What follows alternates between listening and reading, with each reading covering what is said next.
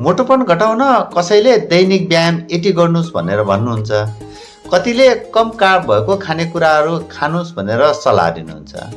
मोटोपन भनेको शरीरमा अत्याधिक बोसो जम्नु हो। यो अवस्था तब उत्पन्न हुन्छ जब शरीरले आवश्यकभन्दा धेरै क्यालोरी अर्थात् ऊर्जा अधिक रूपमा भण्डारण गर्न थाल्छ, जसको परिणामस्वरूप शरीरको विभिन्न भागहरूमा बोसो जम्मा हुन्छ। मोटोपनाले शरीरको सामान्य कार्यप्रणालीमा असर पुर्याउन सक्छ र यसले विभिन्न स्वास्थ्य समस्याहरूको जोखिम बढाउन सक्छ। अस्वस्थ आहार, शारीरिक गतिविधिको कमी, आनुवंशिक कारण, हर्मोनल असन्तुलन, मनोवैज्ञानिक कारण, जिनहरूको प्रभाव, औषधिहरूको दुष्प्रभाव, विभिन्न रोगहरू जस्तै मधुमेह, थाइरोइडको समस्या, मृगौलाको समस्याहरू, यी कारणहरूले गर्दाखेरि नै मोटोपन हुने गर्दछ। नमस्ते, म doctor Rajendra Manandhar, Padmashree homeopathy clinic Pokhara new रोडमा कार्यरत छु। आज हामी मोटोपन घटाउन र मोटोपन हुनबाट हुन सक्ने समस्याहरूलाई कसरी होमियोपेथिक औषधिहरूबाट कम गर्न सकिन्छ यो बारे चर्चा गर्नेछौँ। सर्वप्रथम सुरु गरौँ क्याल्केरिया कार्बबाट।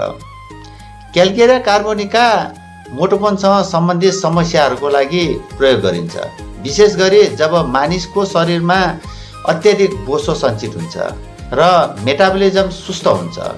यो औषधि शरीरको बोसो कम गर्न र मेटाबलिजमलाई सुदृढ बनाउन मद्दत पुर्याउँछ। जसको मेटाबलिजम सुस्त छ र जिउमा थकान र आलस्यको अनुभव हुन्छ, मानसिक र शारीरिक थकान साथै कमजोरी पाचन प्रणालीको अवस्थामा पनि यस औषधिको प्रभावकारी भूमिका रहेको हुन्छ। विशेष गरी पेट र जिउको तलतिर अधिक बोसो जम्मा हुने अवस्थामा प्रयोग गर्ने गर्दछ। शरीरको ऊर्जामा कमी र सामान्यतया आलस्यको अनुभव हुन्छ। शरीरको कमजोरी, मेटाबलिजम र शारीरिक समस्याका कारण सक्कर र शिरदर्दको समस्या हुन्छ। सामान्यतया कब्जियत, पेट फुल्ने समस्या र पाचनमा समस्या हुने व्यक्तिहरूलाई क्याल्केरिया कार्बोनिका 30 राम्रो विकल्प हुन सक्छ। फाइटोलाका नामक वनस्पतिको रसबाट तयार गरिन्छ। यो औषधि प्राय शरीरको वजन कम गर्न र मोटोपनको समस्यामा प्रयोग गरिन्छ। फाइटोलाका बेरी नामक वनस्पतिको रसबाट तयार गरिन्छ। यो औषधि प्राय शरीरको वजन कम गर्न र मोटोपनको समस्यामा प्रयोग गरिन्छ। फाइटोलाकाले मुख्य रूपमा शरीरको बोसो घटाउने प्रक्रिया, विशेष गरी जिउ र पेटको क्षेत्रका बोसो घटाउनमा प्रभाव पार्छ। यस औषधिले शरीरको मेटाबलिजमलाई सुधार्न मद्दत गर्छ, जसले गर्दा शरीरका टक्सिनहरू बाहिर निस्किन्छ र बोसो कम गर्न मद्दत गर्छ। यो औषधि उनीहरूको लागि उपयोगी हुन्छ जसको शरीरको वजन सामान्यभन्दा धेरै बढेको छ र तिनीहरूलाई आलस्य, थकान र सामान्य शारीरिक कमजोरीको समस्या छ। पेटको क्षेत्रमा भारीपन वा असहजता महसुस गर्ने व्यक्तिहरू, मानसिक रूपमा थकान र तनाव महसुस गर्नेका लागि यो औषधि प्रभावकारी मानिन्छ। ग्राफाइट नामक खनिजबाट तयार गरिन्छ। यो औषधि विशेष गरेर चर्मरोग, पाचन समस्याहरू र मोटोपनसँग सम्बन्धित समस्याहरूमा प्रयोग गरिन्छ। ग्राफाइटिसको प्रभाव पाचन प्रणाली, मेटाबलिजम र शारीरिक संरचनामा हुन्छ, जसले मोटोपनलाई सुधार्नमा मद्दत पुर्याउन सक्छ। शरीरमा बढी बोसो जम्मा हुने समस्याले पाचन प्रणालीको समस्या देखिन्छ, जसले गर्दा मोटोपनासँग थकान, कमजोरी र आलस्यको समस्या देखिन्छ। शरीरका विभिन्न भागहरू जस्तै हिप, पेट र जिउमा बोसो धेरै भएको हुन्छ। मोटोपनसँगै पाचनमा गडबडी, कब्जियत, पेटको गडबडी र पेट फुल्ने साथै छालाको समस्या देखिए यो औषधि प्रभावकारी मानिन्छ। क्याप्सिकम एन्युम।